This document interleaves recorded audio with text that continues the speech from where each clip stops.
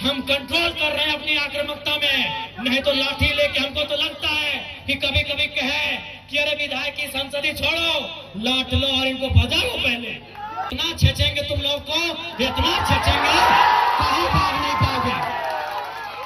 हाँ, बनाएंगे झारखंड को 1970-80 का झारखंड बनाएंगे, जब आप सब पेट में एक नंबर करते थे। बनाएंगे झारखंड को 1970-80 का झारखंड। हाँ, मैं याद है वो इतिहास कि एक ऑफिसर को हमारे बाप दादा ने पारसनाथ का ढोलकंडा पहाड़ चढ़ाया था, वो साला आज तक नहीं मिला, कहाँ गए वो? नहीं जाओगे, नहीं निकलोगे बाहर, नहीं जाओगे। अरे तुम्हारी परछाई 24 घंटा साथ नहीं देती है, ये पुलिस का ठिकाना है। एकदम इस बार मुकाबला हर पार का होगा, क्योंकि हमने खून पी रहे हैं। साला झारखंड बनाने के बाद हम लोग खून पी रहे हैं, खून के आंसू रो रहे हैं। बेशरम प्रबंधन वालों, यहाँ दामाद बना के उनको रखे हो जिनका बाबूजी का एक बित्ता जमीन नहीं गया। तो बोल दे कि विधायक जी पब्लिकली बोल दीजिए तो हम बोल देंगे। मैं आपको बता रहा हूँ, इसी कोयला अंचल से हमारे नाम से 1.5 करोड़ का सुपारी दिया गया था, लेकिन जिसको दिया गया उस शूटर ने क्या कहा मालूम है कि जयराम महतो में हम अपना बचपन देखते हैं, हम ये सुपारी नहीं लेंगे। ये इस विधायक की बोली ऐसी है। तुम करोड़ों का ठेका लेते हो, तुम अरबों का ठेका लेते हो, और हमारे लोग विदेशों में 12,000 की नौकरी के लिए मर जा रहे हैं। इसीलिए मेरा बोली है कि मार देंगे, फाड़ देंगे, और जरूरत पड़ा तो कबाड़ देंगे, झारखंड की धरती से कबाड़ देंगे। अब हम लोग गेट बंदी करने का काम करेंगे, और याद रखिए गेट बंदी में अगर कोई लाठीचार्ज हुआ, अगर सीआईएसएफ ने लाठीचार्ज किया, झारखंड पुलिस ने लाठीचार्ज किया, तो हम सीआईएसएफ से झगड़ा नहीं करेंगे, हम झारखंड पुलिस से झगड़ा नहीं करेंगे। हम जो भी अफसर अब अंदर में बैठे हैं, बाहर अगर निकल गए तो खदेड़ के मार देंगे।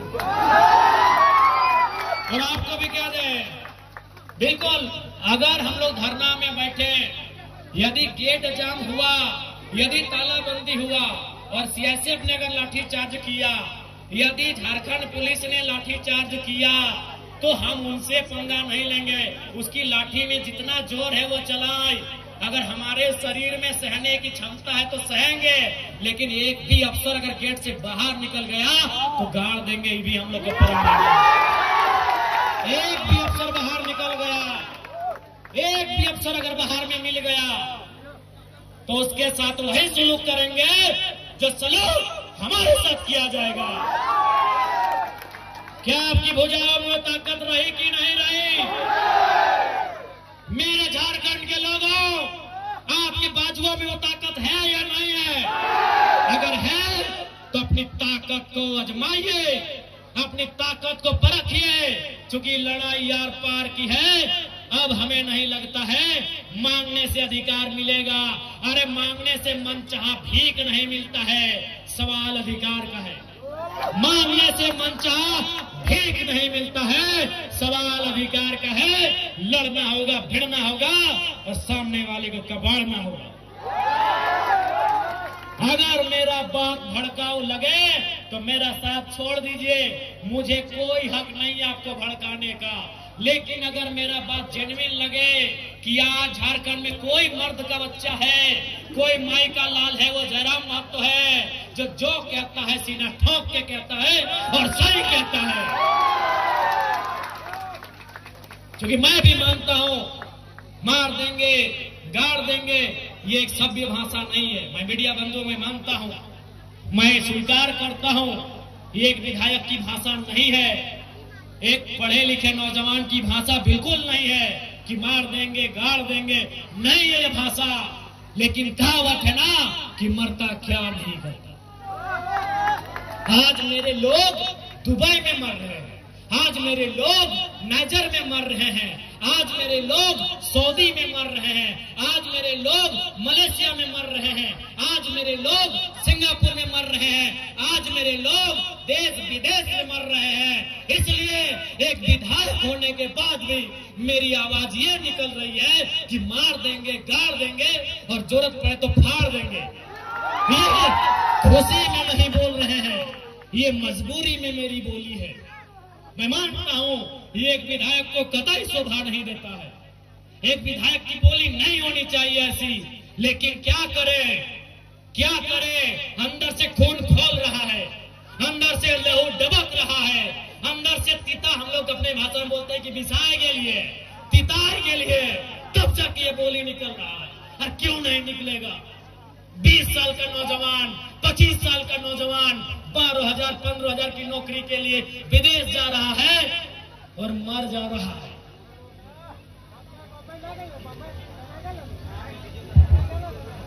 मर जा रहा है।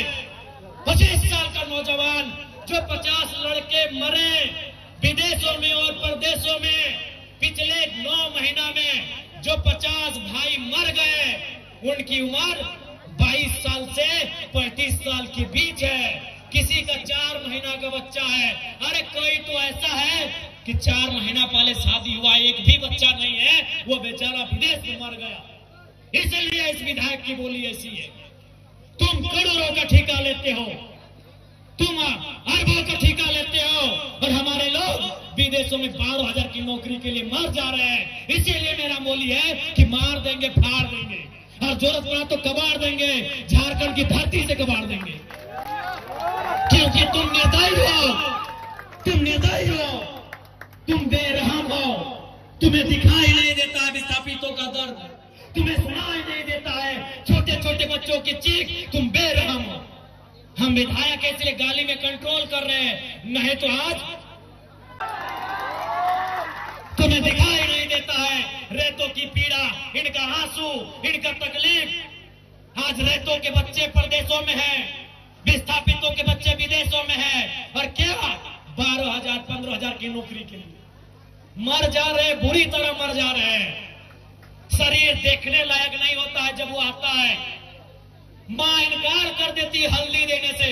अरे मरने के बाद हमारा नियम है हल्दी देना, मां इनकार कर देती है, हल्दी नहीं देंगे बॉडी में। पत्नी देख नहीं पाती है शरीर को। इसलिए सुन लो डीवीसी वालों, इस बार अगर धोखाधड़ी हुआ तो भाड़ में जाए विधायकी। हम याद करेंगे उस इतिहास को, हम बनाएंगे वही माहौल। तुमको जो कबाड़ना है कबाड़ो, हम वो माहौल फिर बनाएंगे। 70 वाला माहौल बनाएंगे, 80 वाला माहौल बनाएंगे, बिल्कुल बनाएंगे। हमारे लोग दुख से मर रहे हैं विदेशों में, और तुम यहाँ करोड़ों का ठेका लेते हो। बेशर्मी की हद कर दी है।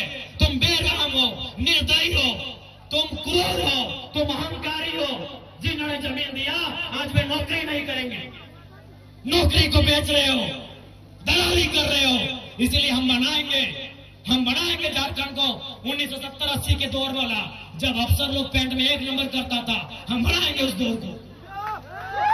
हाँ, तुम्हारा सामना करेंगे, हाँ मारेंगे तुम लोग को। लट से मारना होगा लट से मारेंगे, मुक्का से मारना होगा मुक्के से मारेंगे, क्योंकि तुम लातों के भूतों बातों से नहीं मान रहे हो। तुम याद करो बेशर्मो 1991 की वार्ता को, याद करो डीवीसी के बेशर्मो, बेरहमो, याद करो 1991 की वार्ता को। क्या हुई थी वार्ता? बेरहम लोगों, तुमने नहीं माना वार्ता को।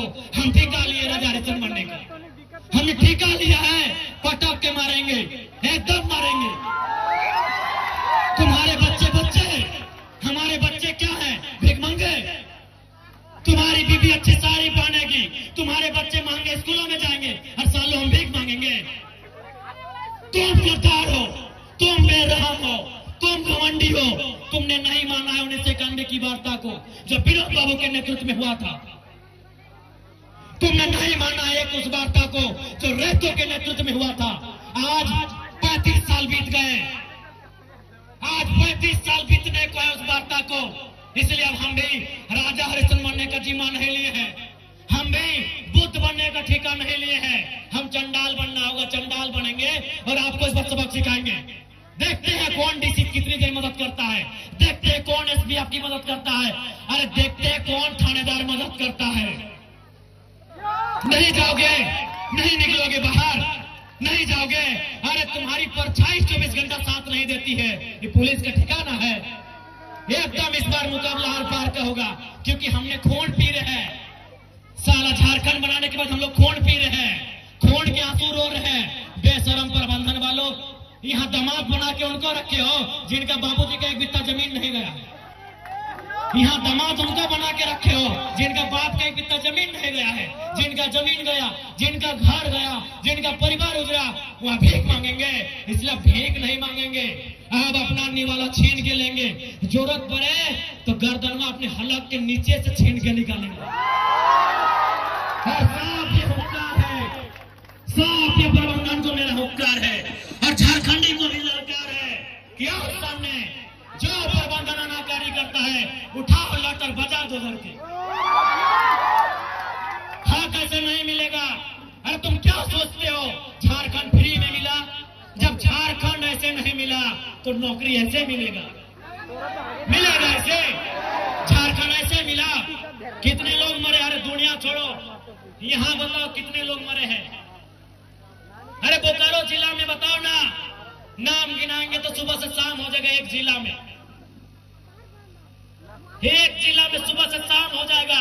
इतने लोग मरे हैं झारखंड बनाने में। क्या लगता है ये बेईमान बेशरम लोग फ्री में नौकरी देंगे?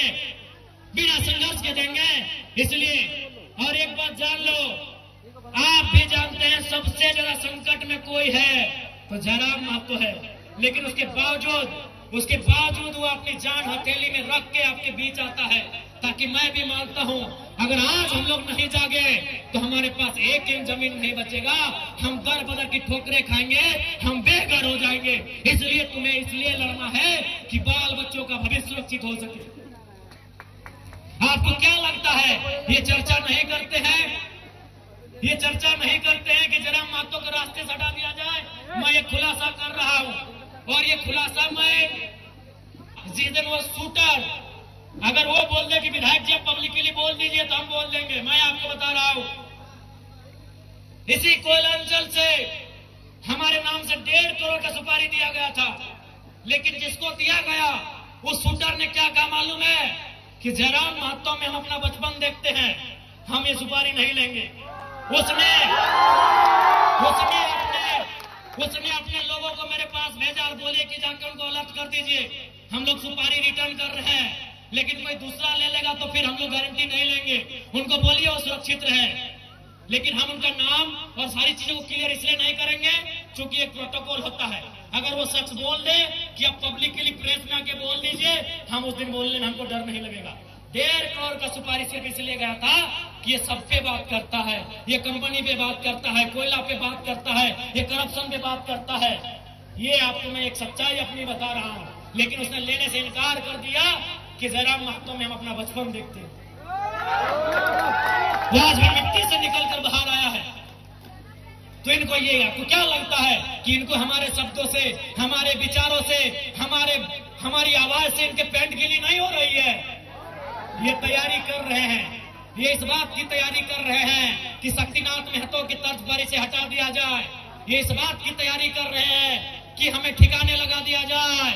लेकिन मुझे पूरा विश्वास है कि अगर इस बार झारखंड की जमीन से लहू बहा तो इस बार इतना ही कहेंगे झारखंड के लोगों, चाहे लहू किसी का बहे, इस बार चिता मत जलाना, उस चिते को रख देना, उस चिते को छोड़ देना। अगर जलाना हो तो ऐसे बेरहम बेईमान पदाधिकारियों का हौसला जलाना जहां तुम्हारा अधिकार, जहां तुम्हारा हक आज भी वंचित है। ज्यादा समय नहीं लेंगे, जयराम महतो विस्थापन की लड़ाई लड़ने तैयार है, चाहे सड़क हो या सदन हो। आपने देखा होगा, सबसे पहले मैं माननीय मुख्यमंत्री और दीपक बिरुवा जी को धन्यवाद दूंगा कि आज एक बुलंद आवाज विधानसभा में उठने के बाद उन्होंने विस्थापन आयोग का गठन तो किया, लेकिन उसका अध्यक्ष और समिति का विस्तार कब होगा यह मुख्यमंत्री जी को तय करना होगा, जल्द करना होगा। बिल्कुल ये आपकी ताकत थी, आपके वोट की ताकत थी कि आज जयराम महतो जब सदन में खड़ा होता है लोग थरथराते हैं कि इस बार ये कौन सा सवाल पूछेगा। लोग थरथराते हैं कि इस बार कौन सा सवाल पूछेगा। और अब हम इतना ही कहेंगे, कोयलांचल के विस्थापित रैयतों, मेरे भाइयों मेरी बहनों, लड़ाई हर एक तरीके से लड़नी होगी। आपको लड़ना भी है, आपको पढ़ना भी है और जानकारी भी रखना है। विनोद बाबू लड़े क्योंकि वह वकील थे, जयपाल सिंह मुंडा लड़े वो विदेश से पढ़ के आए थे। अरे भारत की आजादी को पढ़िए ना, Gandhi barrister, Nehru barrister, Patel barrister, Netaji Subhash Chandra Bose ICSE में टॉप करने वाले। आईसीएस मतलब जिस समय होता है यूपीएससी, उस समय आईसीएस था, Indian civil service. Netaji Subhash Chandra Bose कौन थे? इंडियन सिविल सर्विस का एग्जाम को पास करने वाले थे, यानी उस समय के कलेक्टर बनने वाले थे नेताजी बोस। गांधी कौन थे? Who was Gandhi, who was Ambedkar, barrister. आप जितने बड़े क्रांतिकारी नेताओं का नाम लेंगे आपको पता चलेगा बहुत पढ़े लिखे थे। गांधी वाजे बैरिस्टर, अंबेडकर वाजे बैरिस्टर, नेहरू वाजे बैरिस्टर, पटेल वाजे बैरिस्टर, सभी पढ़े लिखे लोग थे। और नेताजी उस समय के डीसी मान लीजिए ना, आज के डीसी, आज जो डीसी का है वही नेताजी बोस को मान लीजिए, उस परीक्षा को पास करने वाले नेताजी। इसलिए पढ़ना भी होगा, तुम्हें जानना भी होगा, तुम्हें अध्ययन करना होगा, तभी इस लड़ाई को सार्थक कर पाएंगे।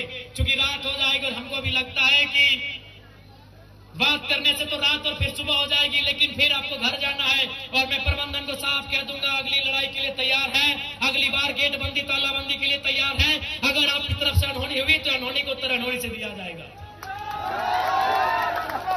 अनहोनी का उत्तर अनहोनी से। तो पुनः ज्यादा समय नहीं लेंगे, पुनः मैं सबको यही कहूंगा, लड़ाई के लिए तैयार रहें, अपने हक की आवाज के लिए तैयार रहें।